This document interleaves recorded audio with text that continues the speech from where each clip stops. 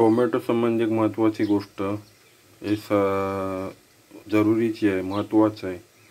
आपण भेल खायला जातो किंवा घरी जेवण बनवतो किंवा हॉटेलमधून आणतो, त्या लोकांनी पण बघा, भेलवाल्यांनी पण बघा, परत भेल बनवणाऱ्यांनी, जेवण बनवणाऱ्यांनी पण बघा, हॉटेलवाल्यांनी पण बघा. एक महत्त्वाची गोष्ट सांगायची आहे. जेव्हा तुम्ही टोमॅटो कापता तेव्हा तुम्हाला हा मधला भाग दिसतो. हा भाग जेवणामध्ये घेणं अपायकारक आहे. कसं ते तुम्हाला कापून दाखवतो. कुठचा भाग फेकायचा कसा. थांब. आता मी टोमॅटो कापलेला आहे. त्याच्यामध्ये तुम्हाला हा इथला भाग दिसतो डेटाचा. हा पूर्ण सफेद. हा तुम्हाला पूर्ण इथपर्यंत कापून फेकून द्यायचा आहे. हा बघा किती कापला मी. हा देठ आहे आणि हा सफेद भाग आहे. निदान अर्धा तरी तुम्ही कापायला पाहिजे. हा विषारी भाग असतो.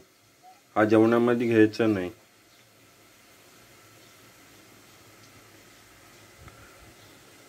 आणि हा कांदा आहे. कांद्याचा पण मधला भाग तुम्हाला थोडंसं कापून गोल आतमध्ये कापून असं गोल फिरून आतून काढून तो पण फेकायला पाहिजे. तो पण एक विषारी भाग असतो. मागचा भाग, मधला भाग थोडासा असा थोडा किंचित असा गोल सूर्य आतमध्ये फिरून तो काढून फेकून द्यायचा असतो.